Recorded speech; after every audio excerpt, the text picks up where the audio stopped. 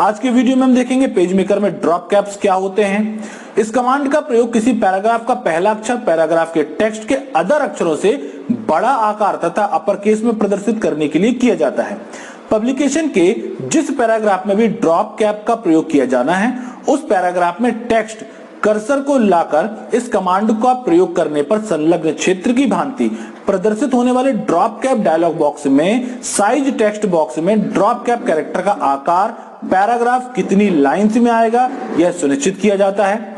यदि वर्तमान पैराग्राफ के अतिरिक्त किसी अन्य पैराग्राफ पर भी ड्रॉप कैप का प्रयोग करना है तो इस डायलॉग बॉक्स के गो टू पैराग्राफ भाग में दिए गए previous and next command button का प्रयोग करके वर्तमान पैराग्राफ से पहले अथवा बाद के पैराग्राफ पर जाकर उसके पहले कैरेक्टर के लिए ड्रॉप कैप का प्रयोग किया जा सकता है।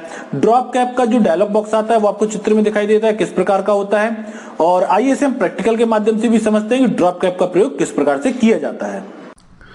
पेज मेकर में ड्रॉप कैप ऑप्शन का प्रयोग करने से पेज के जो टेक्स्ट लिखे हुए हैं उसमें जो सबसे पहला टेक्स्ट दिखाई दे रहा है आपको पैराग्राफ में, जो सबसे पहला टेक्स्ट होता है उसका साइज पेज के अन्य टेक्स्ट की अपेक्षा बड़ा हो जाता है। जैसा कि आपने न्यूज़पेपर वगैरह में देखा होगा, इंग्लिश न्यूज़पेपर जो होते हैं उसमें क्या होता है कि जो पैराग्राफ लिखा होता है उसका जो सबसे पहला कैरेक्टर होता है वो उसका साइज जो है वो बड़ा होता है, बाकी कैरेक्टर नॉर्मल टेक्स्ट की तरह दिखाई देते हैं।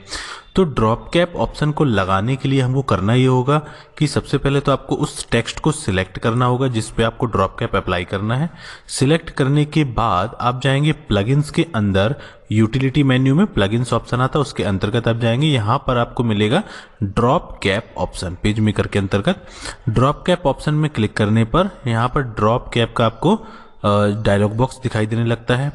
अब यहाँ पर आपको सेट क्या करना है, ड्रॉप कैप में आपको सेट करना है कि जो आपका ड्रॉप कैप रहेगा उसकी साइज क्या रहेगी। 2 लाइंस के लिए आप सेट करना चाहते हैं या 3 लाइन का आप सेट करना चाहते हैं, जितना आप यहाँ पर बड़ा करेंगे उसका साइज जो है वो उतना ही बड़ा यहाँ पर जाएगा। तो बाय डिफॉल्ट जैसे यहाँ 3 सेट था तो मैंने इसे 2 कर दिया है। अब 2 करने के बाद इसे हम अप्लाई करेंगे। जैसे ही हमने इसे अप्लाई किया तो आप देख सकते हैं यहाँ जो पी हमने बनाया था, इस पी का साइज कितना बड़ा हो गया, 2 लाइन के बराबर आ गया पी का साइज। यदि आप इसे रिमूव करना चाहते हैं ड्रॉप कैप को तो हम यहाँ पर रिमूव बटन के द्वारा इसे रिमूव कर देंगे, जिससे क्या होगा वो नॉर्मल फिर आपको वैसा ही दिखाई देने लगा जैसे वो पहले था। अप्लाई करने पे अगेन वो आपका इसका साइज जो है पी का वो क्या हो गया, वो बड़ा हो गया है।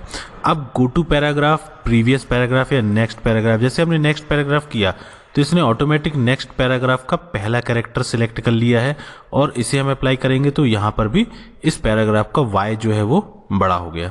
तो आप इस प्रकार से प्रत्येक पैराग्राफ के पहले कैरेक्टर को यदि बड़ा करना चाहते हैं, ड्रॉप कैप अप्लाई करना चाहते हैं तो आप यहाँ पर प्रीव्यू, प्रीवियस या नेक्स्ट बटन पर क्लिक करके प्रत्येक पैराग्राफ में जाकर आप उसके पहले कैरेक्टर को बड़ा कर सकते हैं। तो ये था ड्रॉप कैप ऑप्शन जो कि आता है यूटिलिटी के अंतर्गत। प्लगइन्स में यहाँ पर आपको मिलेगा ड्रॉप कैप।